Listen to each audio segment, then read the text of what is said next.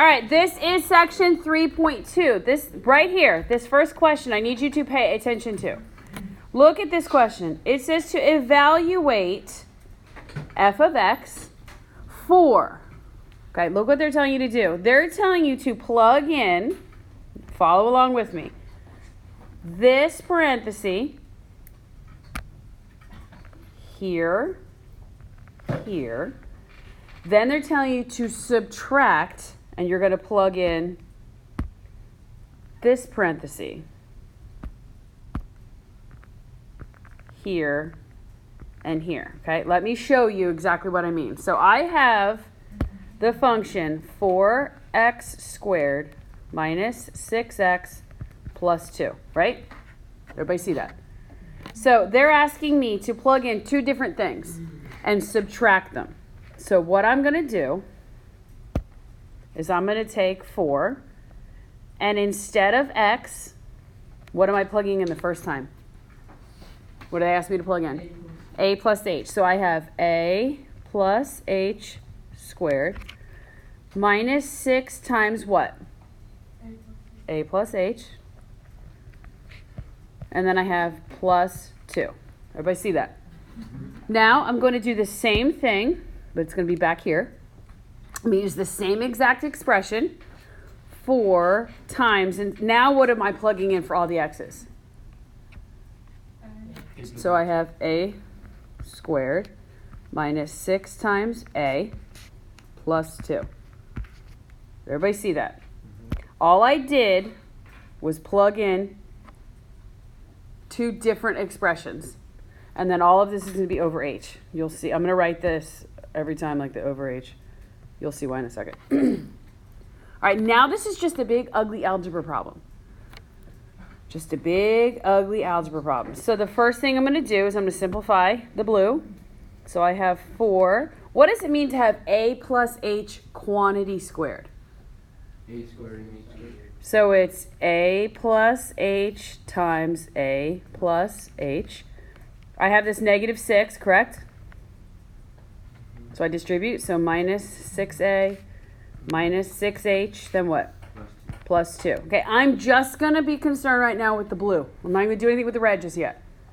I want to just figure all of this out. I'm just going to, so I have 4 times, what's a times a? A squared. What is a times h? AH. What's h times a? AH again. And then what's h times h? H squared. And then I have minus 6a minus 6h plus 2 again. Right? Okay. If I combine like terms, I have 4 times a squared plus 2ah plus h squared, right? Agreed? Okay. Minus 6a minus 6h plus 2. We're still just kind of combining. So now I'm going to distribute the 4. So I have 4a squared, right? Mm-hmm. Plus 8ah plus 4h squared minus 6a minus 6h plus 2. You guys with me? I know this is long and ugly.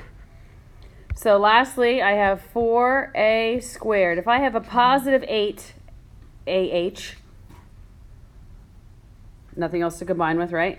Plus 8ah plus 4h squared minus 6a minus 6h plus 2. With me? Yes? Just a bunch of yucky algebra. Okay, so now we're going to do the same thing, but I'm going to come over here, and I'm going to do the red. So I have 4, what? A squared minus 6a plus 2. Agreed? Okay, so I have this down here, 4a squared minus 6a plus 2. And there was a minus sign in between these two things, right? If there's a minus sign, what do I do with everything in the red? I need to flip, right? This becomes plus, minus, plus, minus. If I have positive 4a squared and negative 4a squared, what happens? They cancel. If I have a positive 6a and a negative 6a, what happens? They cancel. If I have a positive 2 and a negative 2, what happens? They cancel. Okay, so I'm left with what? 4h squared plus AH minus what? 6H. And all of this was over what letter? H. H.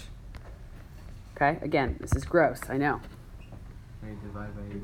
Hold on, why can I divide by H? Because They all have an H in it, right? So if I take an H out, bring it out here, I'm left with 4H plus what? Sorry.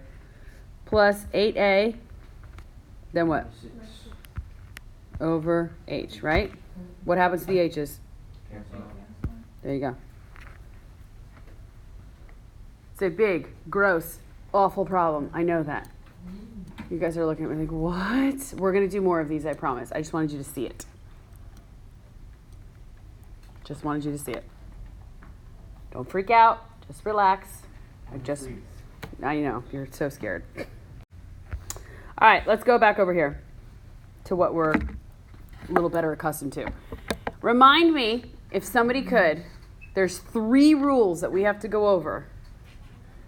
3 rules for domain. What are the 3 rules for domain, the restrictions that we have? Anybody remember? Not negative. There can't be a variable in the denominator, right? What about a square root? What do we know the square root has to be? Positive. It's got to be greater than or equal to 0. And what happens if there's a square root in the denominator? It's got to be greater than 0. Good. So I look at number 2 and I say, okay, what is the problem in number 2? What rule does it break? Where is the square root? It's in the denominator. So I have to take my square root and I'm going to use x. I'm going to say 1 minus x has to be greater than 0. Why can't it be equal to 0? Because then everything would stop. Well, what would happen to the denominator if it was equal to 0? The denominator would be 0. So if I fix this, I square both sides, right? 1 minus x greater than 0. Now what? Subtract 1. Subtract 1. So negative x greater than negative 1. Divide by negative 1. Divide by what? Negative 1. Divide by what? Negative 1. What happens when you divide by a negative number? The negatives cancel. The negatives do cancel, but what do you do to the sign? You flip it. Good. So how would I write that in interval notation? X is less than 1.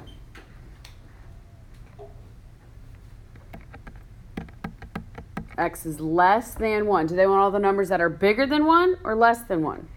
Less than 1. So it would be everything from negative infinity all the way up to what number? 1. 1. Does it include 1 or negative infinity? Yeah. No. Doesn't? No, there's no equal to. Um, What happens if I use a number bigger than 1? it won't work. It won't work. All right, so let's look at number 3. What rule are we breaking in number 3? The negative under the radical. Not that there's negative under the radical. The radical has to be what? When I take the square root, it has to be what? Positive. It's got to be positive. It has to be greater than or equal to what? X. Not x. 0. 0. What happens if you take the square root of a negative number? Or the imaginary. You get an imaginary, which is not real. So I'm going to square both sides. X squared minus 4 is greater than or equal to 0. Now what? Add 4. Add 4. Good. X squared greater than or equal to 4. Take the square root. Take the square root. So x is greater than or equal to what numbers? 2 Plus or minus 2. Good. And again, guys, we're going to take the next 3 days to practice this stuff. Not play games, not watch videos. We're going to practice. So, moving along. We're going to talk about graphing, but we're going to do this quickly. Okay? You guys aren't going to have a calculator. You're not going to be actually making XY charts. I just want you to see, first of all, when you look at this, x squared, what family is that? If it's squared. Quadratic, good. What shape does a quadratic graph make? A U. All right, we should know that. You should know that looking at this, you should have a U. So if I plug in, right, look, we're just going to plug in some numbers. I'm going to plug in -1, 0, and 1.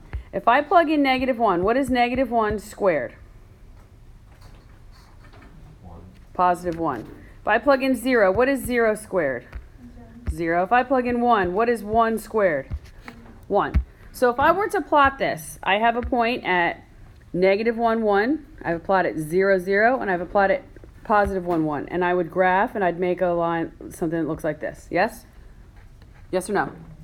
Yes. Okay, so if I had something like x squared, and it said +4, what does that +4 make my u do? Up 4. If I had a negative x squared, what does it make my u do? Down, flips down. Good. It's got a little snake. All right, God bless you.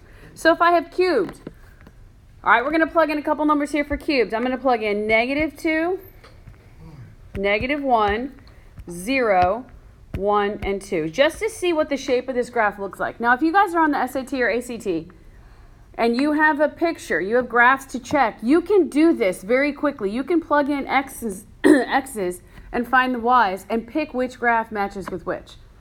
So if I have -2 cubed, what's -2 times -2 times -2? -6. -8. Good. If I have -1 cubed, what's a -1 times a -1 times a -1?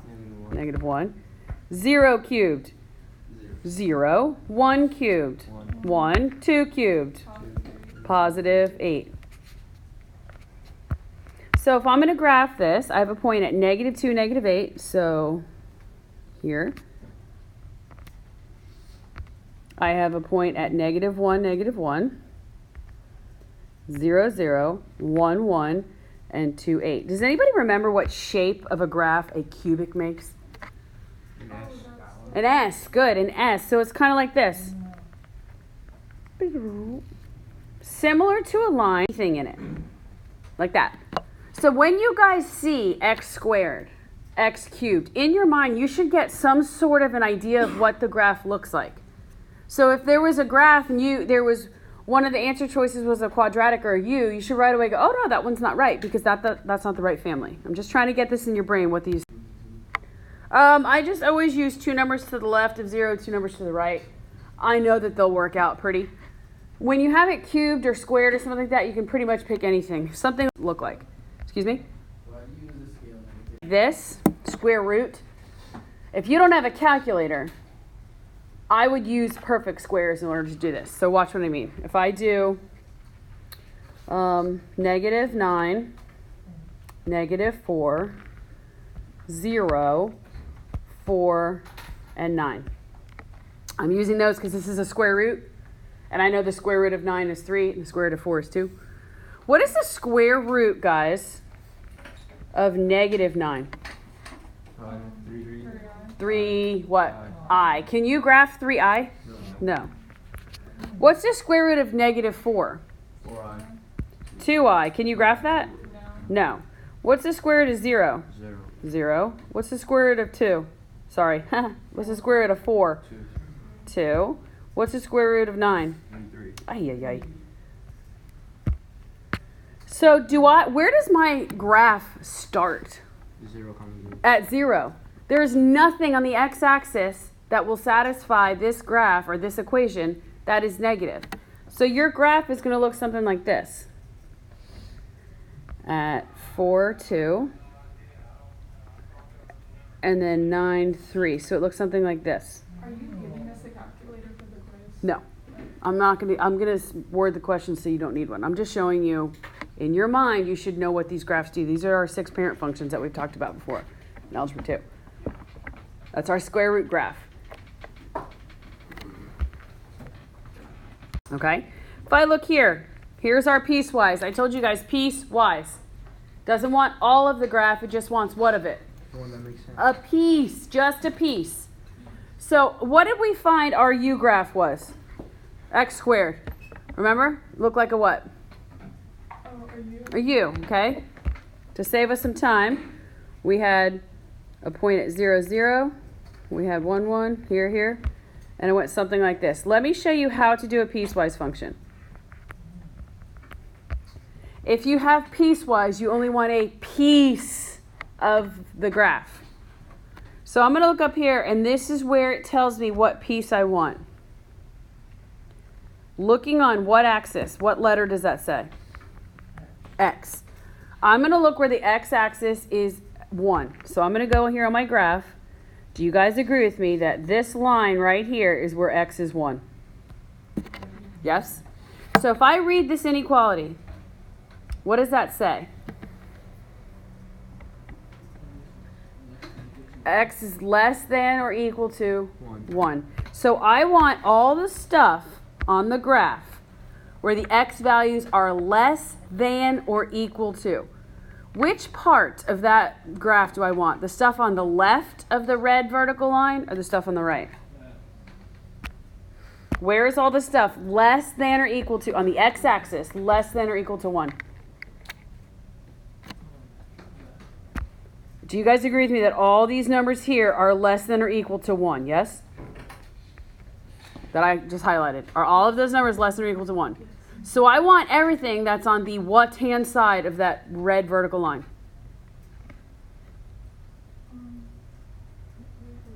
On the left side. So whatever's on the right-hand side of that, we erase. That's how you make your piecewise function. Do you see how I just wanted a piece of that? I don't want the whole thing. I just want a piece of it. Now, I know for 100% fact that you guys did this last year in Algebra 2. I know you did.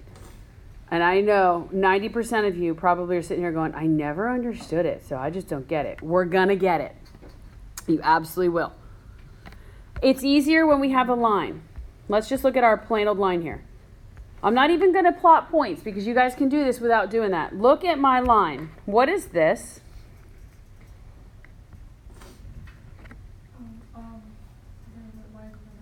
Okay, what is the 2? That's the slope. Everybody in here should be like, yeah, that's the slope. What is that? The y-intercept. So I can graph this line without using an xy chart. I put a point at what number? 1. So I put a point at y equals 1. And then from that point, how do I draw my line? I go where? I go where? Up to, over 1. Up to, over 1, right? Down to, over 1. Down to, over 1. And I draw my line. How do I know that it's going upwards? Because it's positive. Good. Now, I'm making a piecewise graph. So do I want the whole graph or just a piece of it? Just a piece. So let's read. Let's read the piece that I want. I want where all the x's are what? Greater than 1. So I'm going to go over here to 1. I know this is a lot, guys. Just chill out. I go over here to 1. I'm going to draw a line. To the left or the right, where are the numbers on the x-axis bigger than 1? To the left of to the right, to the left of that line or to the right? To the right. All of this stuff over here, right? So what am I going to do to the blue line, to the piece that I don't want? I'm going to delete it or erase it. I don't want this piece. So there is my piecewise graph. I wanted a piece of the line and a piece of the quadratic. So it looks something like that. Whoops.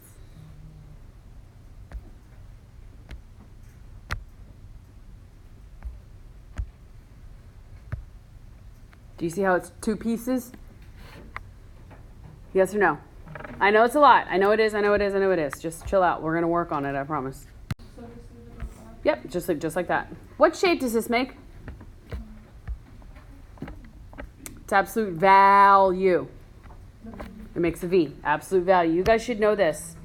If we don't, we should write it down. Absolute value makes a V. Does anybody know what happens when I have plus 1 inside a parenthesis, absolute value bar, whatever? Where does it move my graph if it's inside?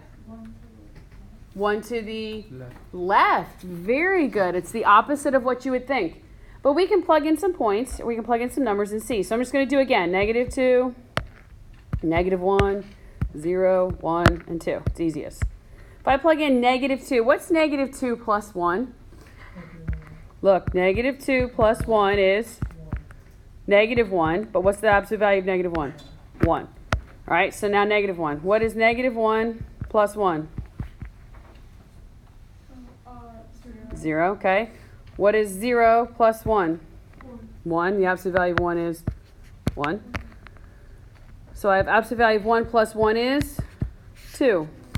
I have the absolute value of 2 plus 1 is 3. Okay, so let's plot these points. Negative 2, 1. Negative 1, 0. 1, 1. Yep. 1, 2.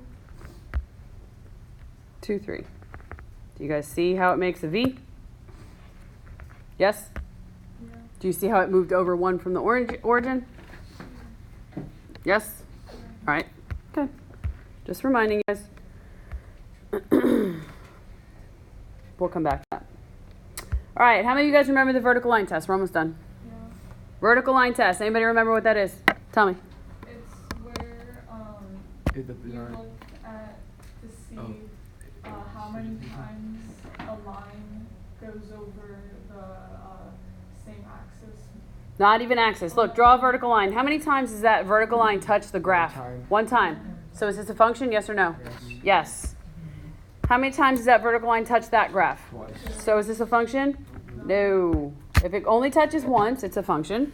If it touches more than once, it's not. So this is easy. Yes or no? Mm-hmm. No. That's a function. Yes or no? No. Because it touches how many times? Twice. Yep. What about here if I draw a vertical line? Once. What about if I draw it over here? Still only once? Is there anywhere I can draw a vertical line and it touches more than once? No. So is this a function? Yep. Yes.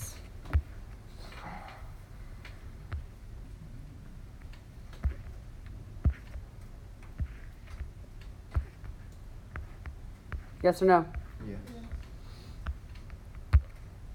Yes or no? Nope. Good, good, good. Is a circle ever going to be a function? No. How do you know this is a circle? Just look at the equation. How do you know it's a circle? They're both squared. Okay, x squared plus y squared. Good. All right, last thing I want to talk about. A linear function, guys. A linear function makes a line. These are called power functions. This is x what? Squared. Squared. This is quadratic. You need to know this. This is a review. What is this one? X cubed. Cubic, right? Makes a little snaky thing. X to the fourth, you don't really, it's kind of like a U, but it's a little wider. We're not going to talk much about that. These are root functions. This is a square root, yes? Mm-hmm. Okay, what is this one then? Cube root. Cube root. It looks like the snake, but it did what? It looks like a cubic graph, but how is it different? They ran up the y-axis. The cubic is more vertical. What is the cube root? Linear. Not linear. Quadratic. No, look at the difference, honey, between this one and this one. Oh, it's horizontal. Okay, one's horizontal. Good. All right. Fourth root looks very similar to the cube root, that sort of thing. This is a rational function. Rationals look like little boomerangs. They have something called asymptotes, where the graph gets really close to but doesn't touch. We'll talk about that later. And absolute value has what kind of a shape? A V. This is called a step function. Why do you think this is called a step function? It looks like steps. It does look like steps. Good.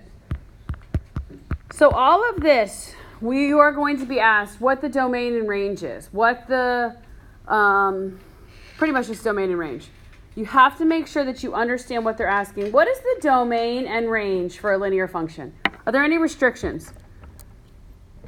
Can I put in any number I want and get any number I want out? Any real number. Any real number, yes? Can I put a negative number into y equals mx plus b and get an answer? Yes. Can I put a positive number? Yes. If you have a linear function, your domain and range are all real numbers. Same thing for cubic. Uses anything from negative infinity to positive infinity. What is the restriction here? I can put in any number I want, but what can I get out? Only what kind of numbers? Positive. Do you see that? Do you see the graph? There's nothing where? In the negative. Because it's what kind of a function? Squared. Look at absolute value. What do you notice about absolute value? I can plug in any number I want on the x-axis, but what happens? Only positive. Why is it only positive? Because absolute value. Absolute value is always positive. Are there going to be restrictions here?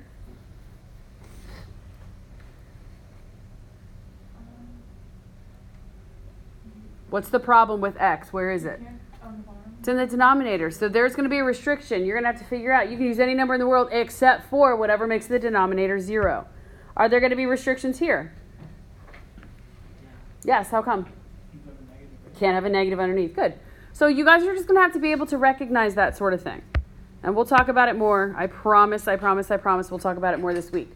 So you can go ahead and get started on your 3.1 homework.